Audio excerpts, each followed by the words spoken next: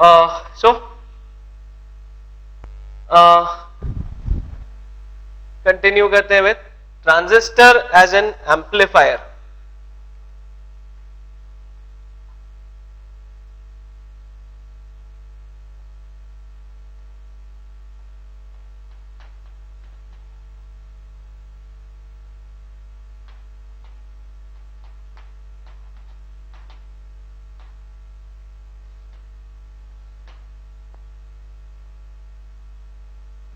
Transistor as an amplifier. ठीक है, हमें यहां पर सिंपली करना क्या है, हमें अब जो ट्रांजिस्टर की हमने कॉमन एमिटर मोड में वर्किंग बताई है, समझी है, उसी में अब हमें एक इनपुट सिग्नल देना है और उसका आउटपुट हमें कहीं से लेना है. ठीक है, हम एक इनपुट सिग्नल देंगे और उसका आउटपुट सिग्नल देखेंगे कैसा आता है. This is the only variation, only change that we need to make for making an amplifier circuit.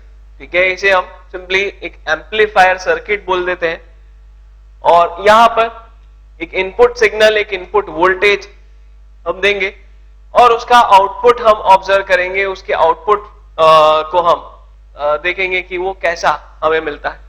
ठीक है, तो हमें बनाना वही कॉमन एमिटर मोड वाला सर्किट है. उसमें हम बस थोड़े से मॉडिफिकेशंस कर देंगे. अब हम में वो पीएनपी ना बनाते हुए, क्योंकि अब हम ट्रांजिस्टर का सिंबल जानते हैं, हम ट्रांजिस्टर का सिंबल जानते हैं किस तरह का होता है, तो हम वही सिंबल यूज करते हैं सर्किट में और इस एम्पलीफायर सर्किट को बनाते हैं.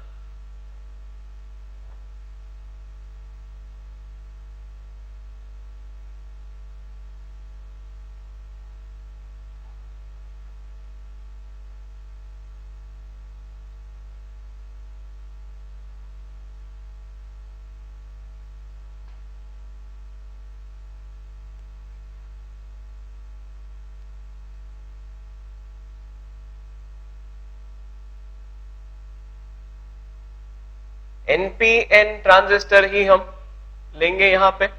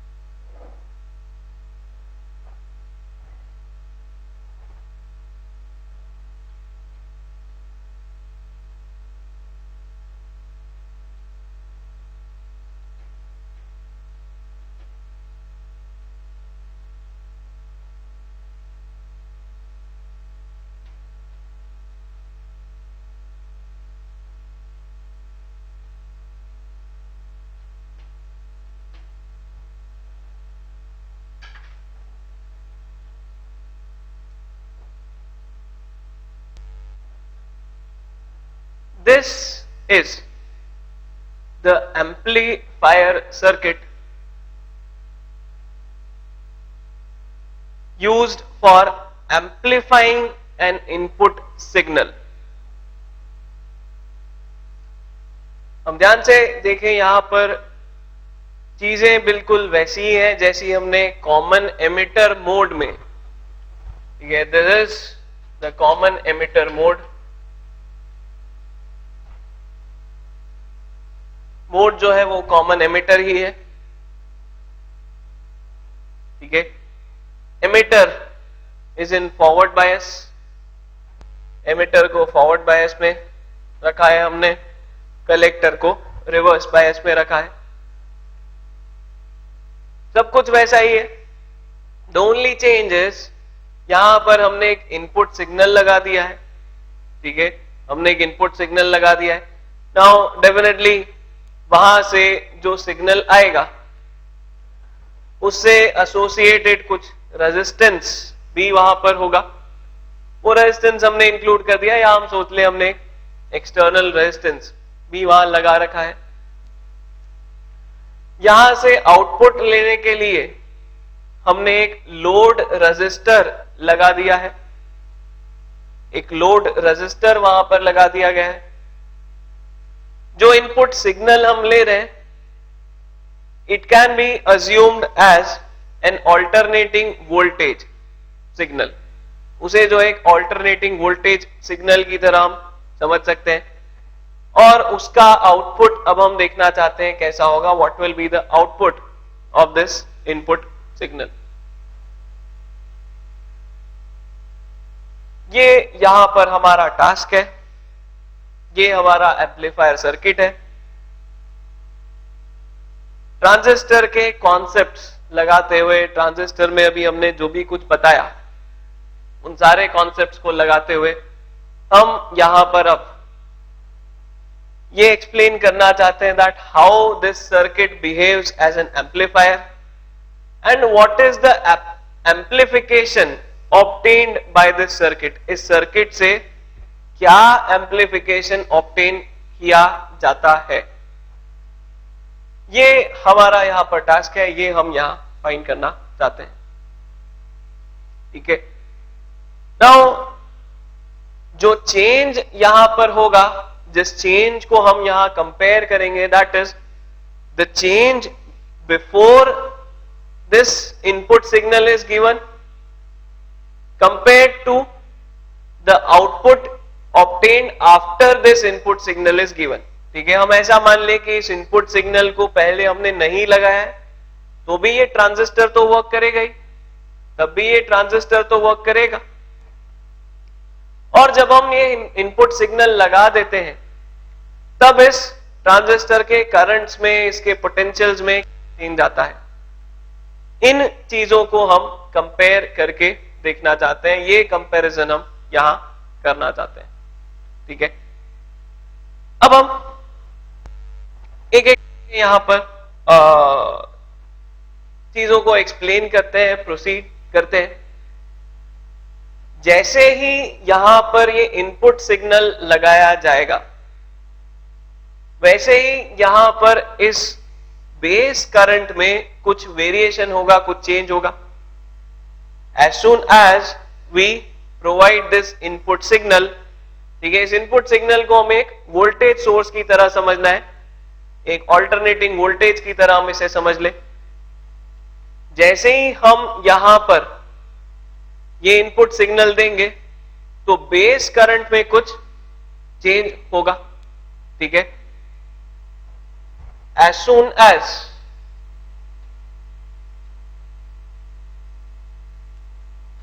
Vin is supplied,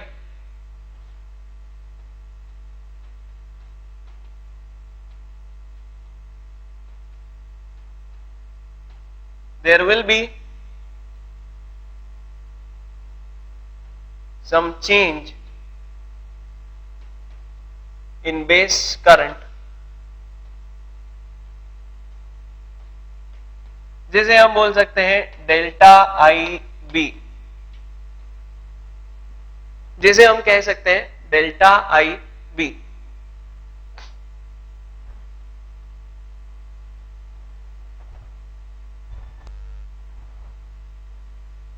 ठीक है, अब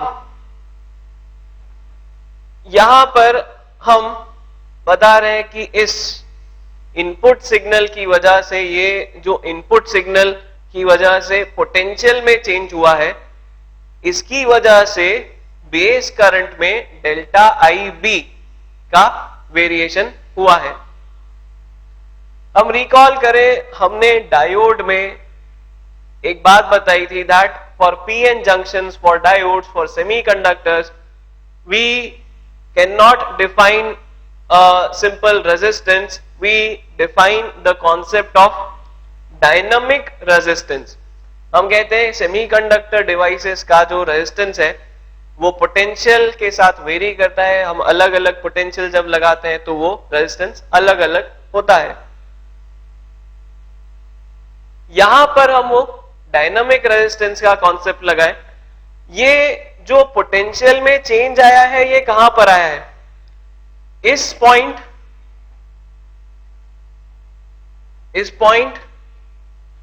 और इस पॉइंट के बीच में, that is the base emitter junction. ये एक तरह से क्या है? Base emitter junction. ये जो पोटेंशियल डिफरेंस यहां पर आया है, इतना ही पोटेंशियल बेस और एमिटर के बीच में आना चाहिए। By Kirchhoff's voltage law, by Kirchhoff's loop law, जितना पोटेंशियल में चेंज, पोटेंशियल डिफरेंस में चेंज यहां पर आया है, उतना ही चेंज बेस एमिटर जंक्शन में आना चाहिए। बैटरी का तो वोल्टेज चेंज होगा नहीं, बैटरी के वोल्टेज में तो कोई चेंज होगा नहीं। चेंज कहां पर होगा? इस जगह पे, V in. So we say that the change in potential, the change in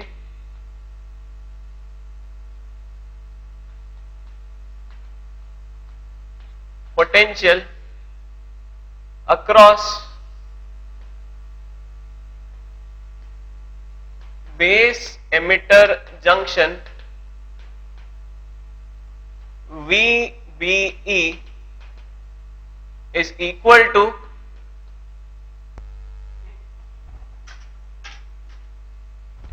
VBE जो है वो V in के इक्वल होना चाहिए,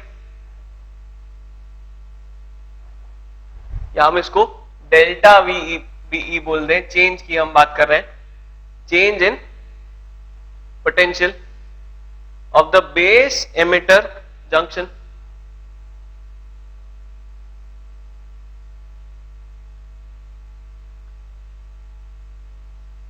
ठीक, अब इसी के करस्पॉन्डिंग हम बता रहे हैं कि यहां पर करंट में इतना चेंज आ रहा है। करंट में जो है डेल्टा आई बी कुछ चेंज आ रहा है। The change in current corresponding to this change in potential difference is delta I B. ठीक है, इस जंक्शन में इधर बेस से ये आईबी करंट जा रहा था, आईबी में कुछ डेल्टा आईबी चेंज हुआ। चेंज इन करंट अक्रॉस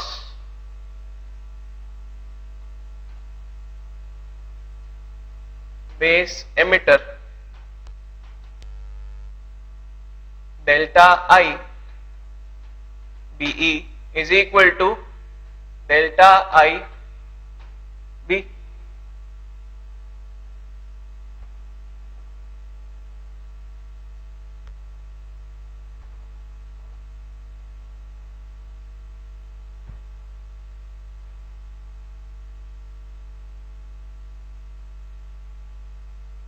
हम डायनामिक रेजिस्टेंस डिफाइन कर सकते हैं।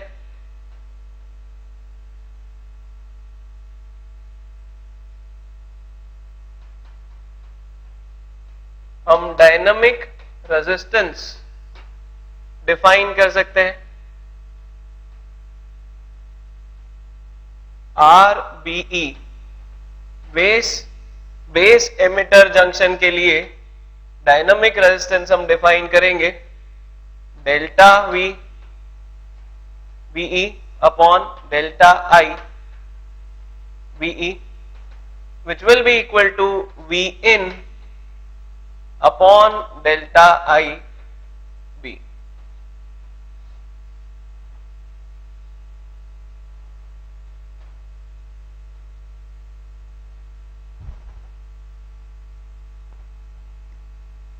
The dynamic resistance of the base emitter junction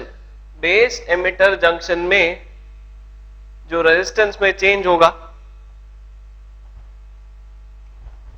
it will be Vin upon delta IB.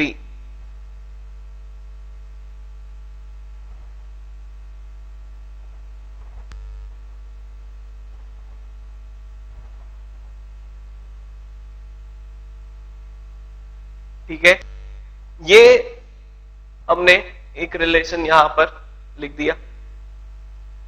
Now हमने ट्रांजिस्टर के लिए क्या बताया था, कॉमन एमिटर मोड में बेस करंट को चेंज करने से कलेक्टर करंट चेंज होता है। The base current controls the collector current. ठीक है, अगर बीटा जो है वो IC अपॉन IB है, लीनियरली डिपेंडेंट है, तो उसमें होने वाले वेरिएशंस भी लीनियरली डिपेंडेंट होंगे। If beta is equal to IC upon IB, इसका मतलब IC और IB के वेरिएशन में जो रिलेशन है वो लीनियर है, तो उनमें होने वाले चेंजेस में जो रिलेशन होगा वो भी लीनियर ही होना चाहिए। हम बोलेंगे delta IC will be equal to beta times delta IB। Delta IC जो है वो बीटा टाइम्स डेल्टा IB होना चाहिए। Change in collector current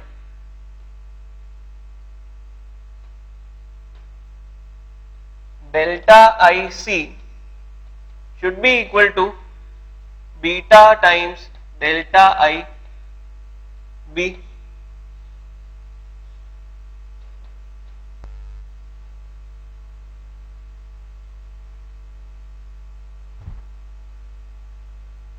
collector current में होने वाला करंट में जो चेंज है वो इस तरह से लिखा जा सकता है, बिकॉज IC और IB लीनियरली रिलेटेड है, तो उनमें होने वाला चेंज भी लीनियरली रिलेटेड होगा। Delta IC will be equal to beta times delta IB।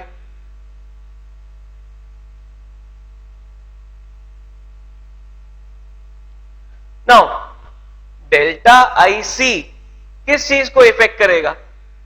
Delta IC इस आउटपुट सिग्नल को इफेक्ट करेगा। Delta IC will directly affect this output voltage। ठीक है, ध्यान रहे जब हम ये V out लिख रहे हैं, V out में हम सिर्फ उस चेंज को मेजर करना चाहते हैं, हम उस चेंज को यहां देखना चाहते हैं जो इस इनपुट सिग्नल की वजह से हुआ है। We are not concern with the voltage because of the transistor. Transistor की वजह से रेजिस्टेंस पर जो वोल्टेज होगा उससे हमें कोई लेना देना नहीं है। हम इस इनपुट सिग्नल की वजह से होने वाले वेरिएशन को यहां पर बताना चाहते हैं। ठीक है, इस इनपुट सिग्नल की वजह से होने वाले मिलने वाले V आउट को हम यहां डिफाइन कर रहे हैं। ठीक है, सो V out is the voltage, the variation in voltage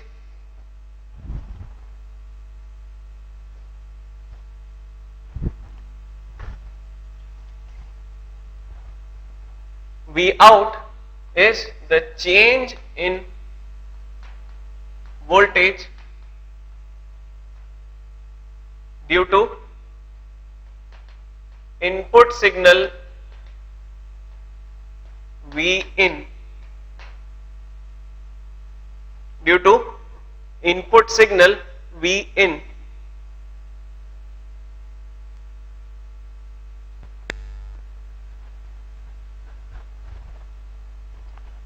अब V in की वजह से क्या चेंज हुआ? V in की वजह से बेस करंट चेंज हुआ। V in की वजह से जो है डेल्टा IB हमें मिला। V in की वजह से बेस करंट चेंज हुआ। बेस करंट चेंज होने से क्या चेंज हुआ? बेस करंट चेंज होने से कलेक्टर करंट चेंज हुआ। कलेक्टर करंट चेंज होने से क्या होगा? इस लोड रेजिस्टर पर पोटेंशियल में चेंज आएगा, जिसको हम V out बोल रहे हैं।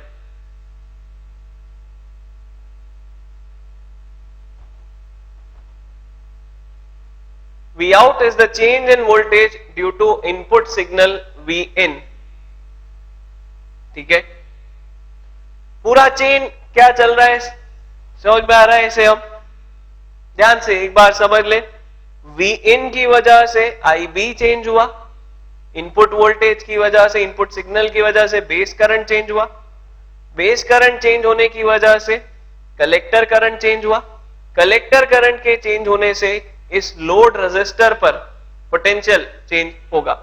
ठीक है, this V out it will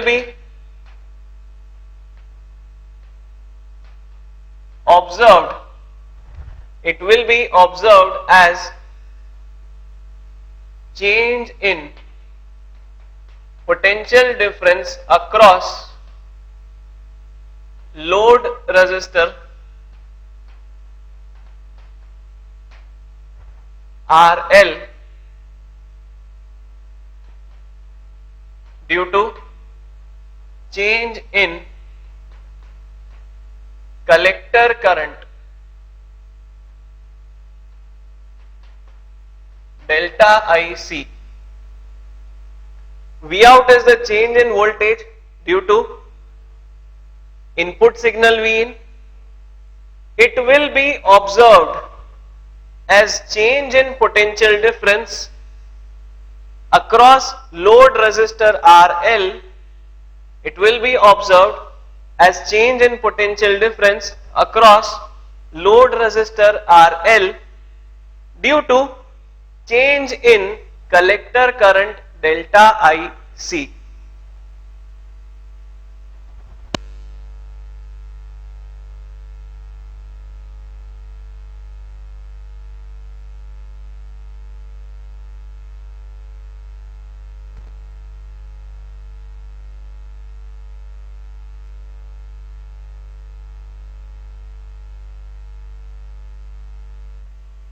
ठीक है, यहां पर अब ये तो एक सिंपल रजिस्टर है, there is a simple resistor, तो यहां पर तो V equal to I R, delta V equal to delta I into R. भाई जो भी यहां चेंज इन पोटेंशियल डिफरेंस होगा वो क्यों होगा? करंट में चेंज की वजह से। इसका रेजिस्टेंस तो कांस्टेंट है, इसके रेजिस्टेंस में तो कोई वेरिएशन नहीं होगा। Therefore V out will be equal to delta IC into RL।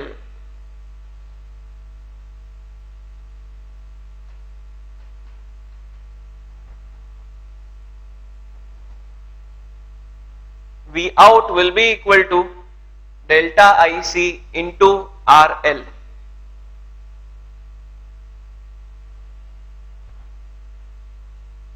ठीक है, ये बात क्लियर है। यहां पर अब हम सिंपली उस वोल्टेज चेंज को बताना चाहते हैं जो इस करंट में चेंज की वजह से आया है। Therefore V out will be equal to delta IC into RL। ये लोड रेजिस्टेंस, इस पर करंट में कुछ चेंज हुआ, पहले कुछ वोल्टेज था, अब वो वोल्टेज तो है ही, प्लस एक चेंज आया है due to this input signal. उस चेंज को ही हम यहां मेजर करना चाहते हैं, उस चेंज का ही यहां पर सिग्निफिकेंस है। इन तीनों रिलेशंस को कंबाइन करके अब हम वोल्टेज गेन बता सकते हैं. We can now calculate the output voltage, or we can say we can now find the amplification factor. ये आउटपुट वोल्टेज इनपुट से कितना ज्यादा हो गया है ये अब कैलकुलेट किया जा सकता है. ये अब हम इन तीनों रिलेशन को कंबाइन करके फाइंड कर सकते हैं.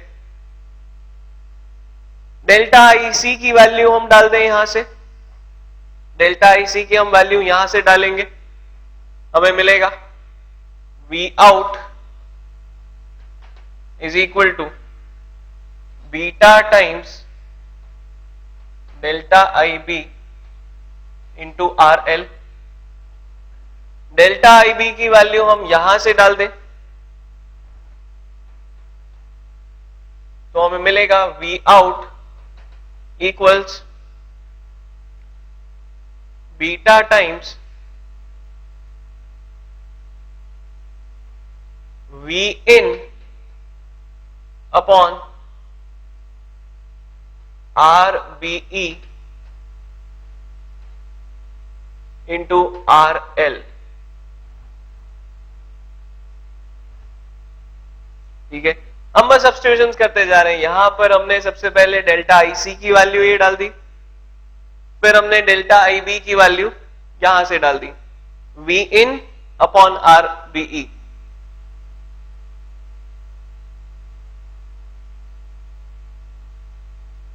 ठीक है, this ratio V out upon V in is called the amplification, the voltage amplification of this amplifier circuit.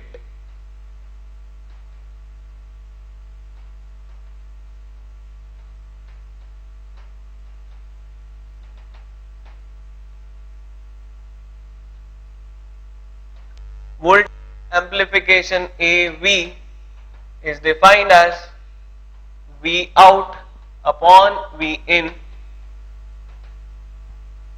और वो हमें यहां से मिलेगा beta times RL upon RBE.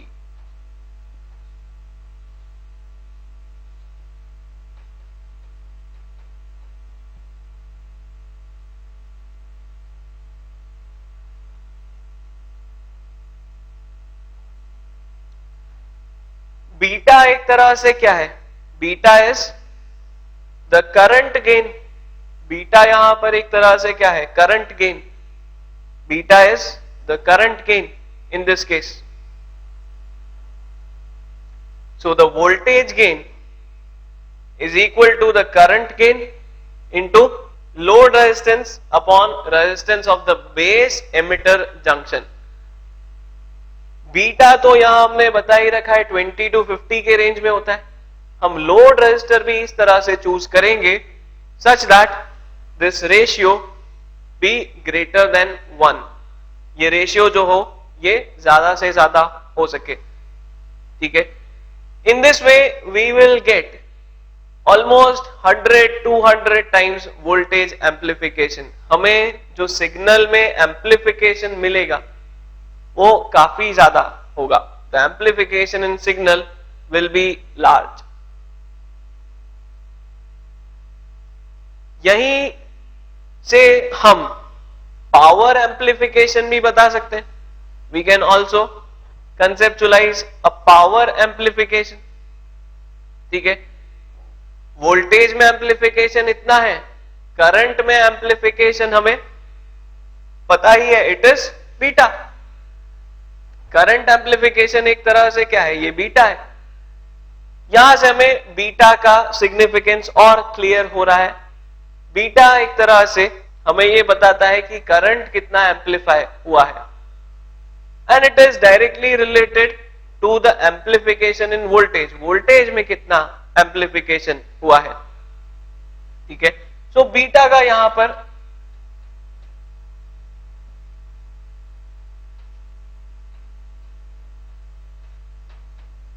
Significance हमें और क्लियर होता हुआ दिख रहा है. Beta is the current amplification and it is directly related to the voltage amplification. Voltage में कितना एम्प्लीफिकेशन होता है वो यहां पर बीटा ही एक तरह से कंट्रोल करता है, करंट एम्प्लीफिकेशन ही कंट्रोल करता है। हम यहां पर पावर एम्प्लीफिकेशन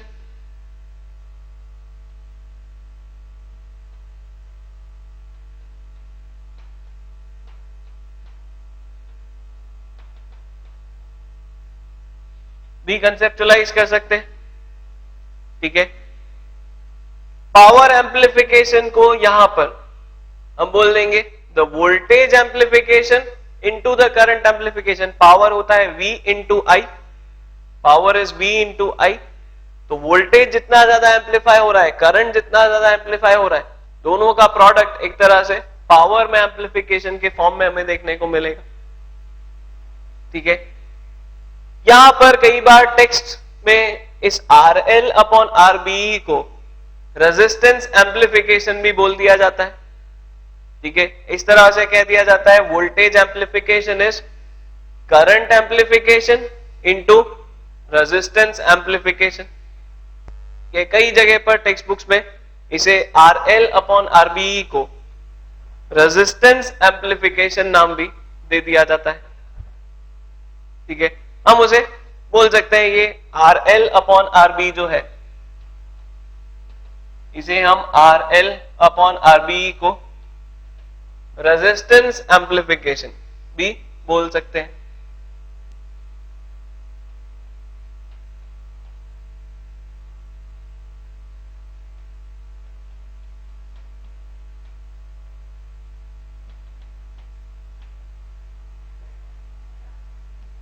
ठीक है। और पावर एम्प्लीफिकेशन का हम जो रिलेशन बोल रहे हैं, the amplification in power will simply become beta square into RL upon RBE।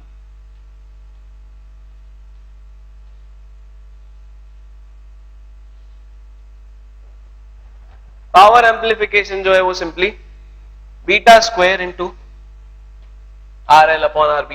That is हम बोल दें या तो current amplification into voltage amplification या current amplification square into resistance amplification. ये पावर को हम VI लिख सकते हैं, हम उसे I स्क्वायर R लिख सकते हैं। तो उसी के एनालॉगस हमें ये रिलेशन दिख रहे हैं, current amplification square times resistance amplification.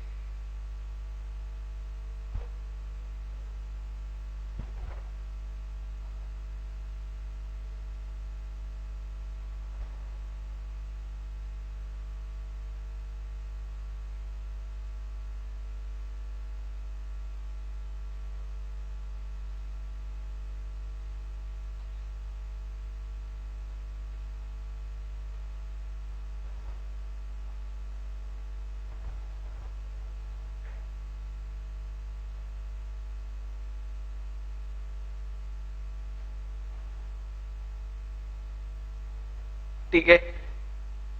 So this is how a transistor in common emitter mode acts as an amplifier. It behaves as an amplifier. ये इनपुट सिग्नल को एम्पलीफाई करके आउटपुट देता है, ठीक है। अगर एक साइनोसॉइडल सिग्नल है, सपोज ये एक साइनोसॉइडल सिग्नल है, तो इसका एम्पलीट्यूड बहुत कम है, तो यहां से हमें जो आउटपुट मिलेगा उसका एम्पलीट्यूड काफी ज्यादा मिलेगा।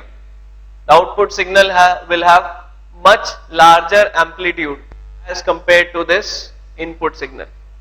सो इस तरह से ये ट्रांजिस्टर सर्किट जो है ये कॉमन एमिटर मोड में एक एम्पलीफायर का काम करता है, ये सिग्नल को एम्पलीफाई करता है, ठीक है। This a very important article, ये काफी इंपॉर्टेंट आर्टिकल है, बिकॉज यहां पर ये पूरा जो एक्सप्लेनेशन हम दे रहे हैं ये बोर्ड्स के एस्पेक्ट से, बोर्ड्स के पर्सपेक्टिव से भी इंपॉर्टेंट है। कई बार बोर्ड्स में ये पूछा जाता है, और इन रिलेशंस पर, इन फॉर्मूले पर कई बार बहुत आसान आसान सिंपल से ऑब्जेक्टिव क्वेश्चंस भी पूछे जा सकते हैं। ठीक है, इस पूरे वर्किंग को ध्यान से देखें, ध्यान से समझें। ठीक है, चेन किस तरह से चल रही है उसे याद रखें, सब कुछ क्लियर रहेगा। इनपुट सिग्नल बेस करंट को वेरी करता है, बेस करंट कलेक्टर करंट को वेरी करता है, कलेक्टर करंट आउटपुट वोल्टेज को वेरी करता है। फिर उन सारी बातों को हम बस कैलकुलेशन फॉर्म में बताते गए, उन्हीं सारी बातों को हम इन कैलकुलेशंस में बताते गए हैं बस। ठीक है भाई, हाँ नहीं, जो पावर का रिलेशन होता है यहां पे, वो हम बोलते हैं the power is equal to V into I. The power across a resistor, the power delivered to a resistor is defined as voltage into current.